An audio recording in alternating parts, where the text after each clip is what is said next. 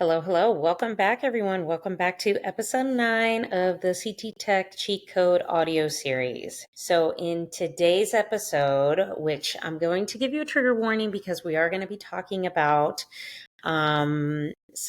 shady coworkers, toxic leadership, and lazy trainers. So, little disclaimer, this episode might trigger some of you, okay? But I want you to just fully listen and grasp to what I have to say because this is a learning experience and you can learn how to navigate these just negative patterns, okay? And negative people.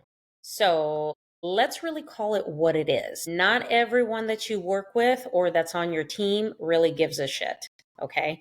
And I'm going to give you some talking points on how you can protect yourself and just navigate when you work with these type of, individuals, okay?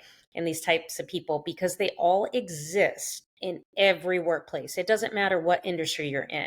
And especially in the radiology space, in different aspects of radiology, whether you work in a hospital, an outpatient clinic, urgent care, whatever the case is, these types of people all exist. They all exist. Okay. I can't tell you how many people I have worked with that fall into this category because the saying says, one bad apple spoils a bunch. And sometimes departments have a few.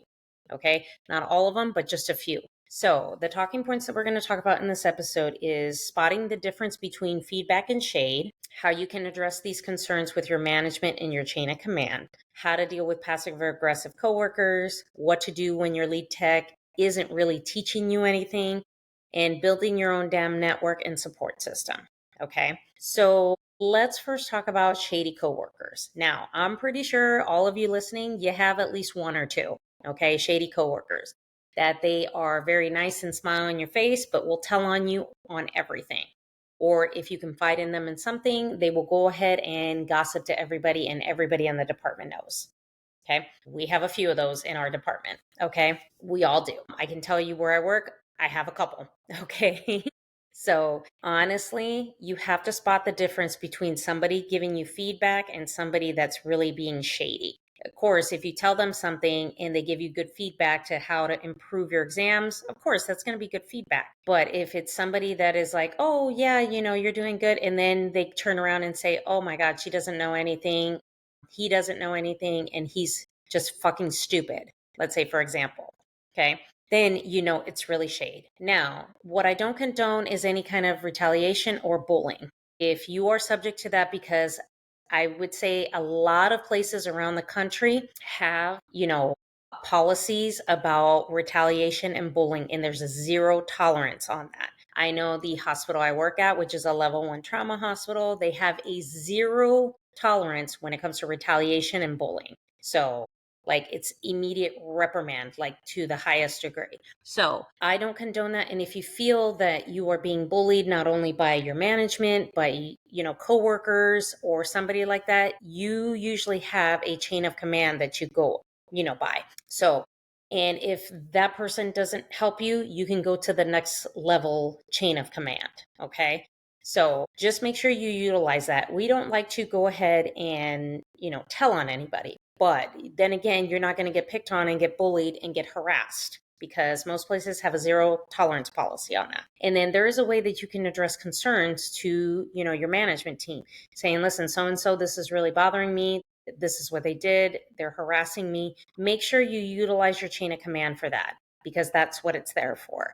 We should be able to work peacefully and in a healthy place, not in a toxic work environment.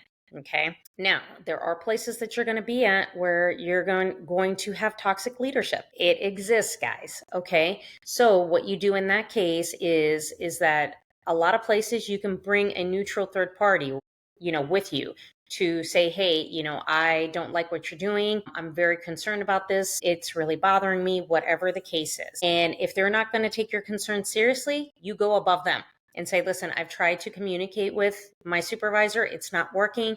Please, I want this to stop. So whatever the case may be. Okay. So because toxic leadership does go, it does exist. And I want you guys to remember that people don't leave places because of other people or because of money or because of anything. They leave because of management and toxic leadership.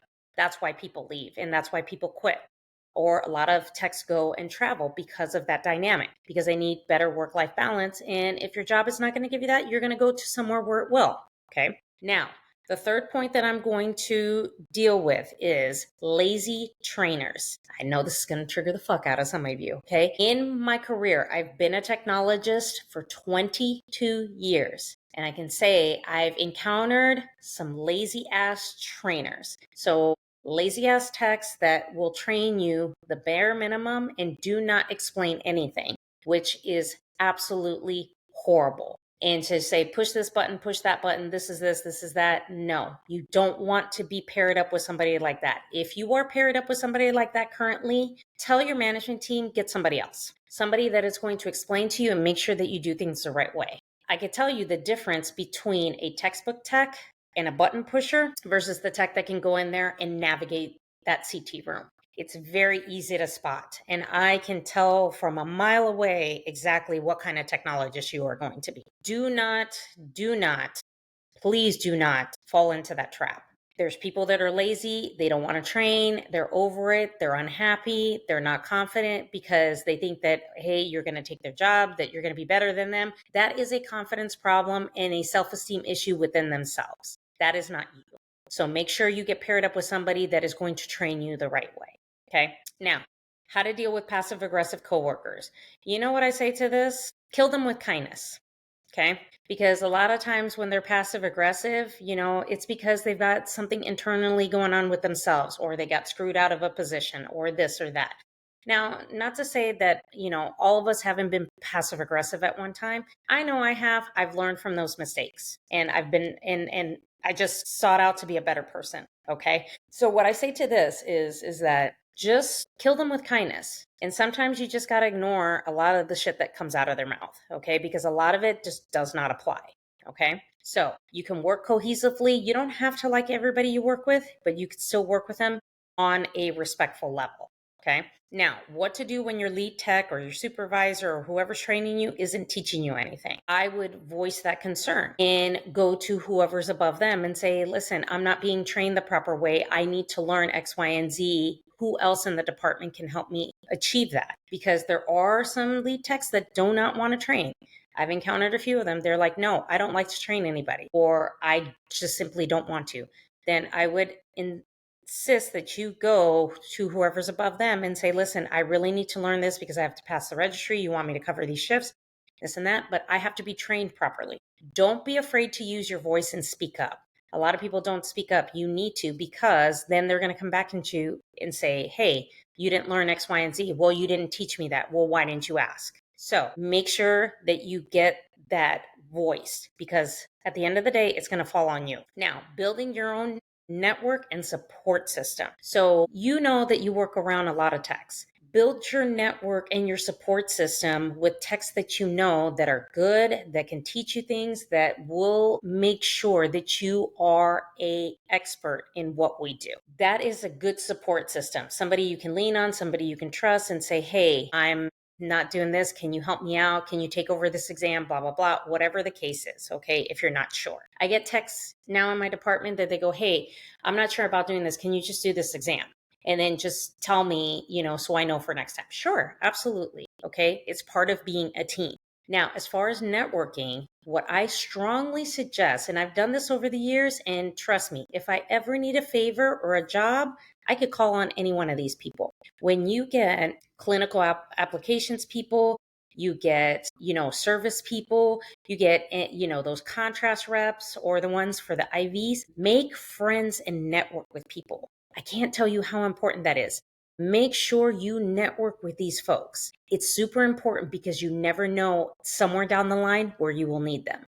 Okay. Network with them because it's a good strategy to have. Get their business card. You can get free CEs. You can even probably get a job networking with these people. So make sure you build your network. I know a lot of service engineers. I know a lot of reps for Contrast, for, Siemens, and all the vendors out there, the different clinical apps people. And if I ever have a question or need a favor, I know exactly who to call. So make sure you network with those people. That is a invaluable just resource and you can continue doing it wherever you go. Here's what I want you to take away from this episode. You don't need their permission or anybody's permission to get good.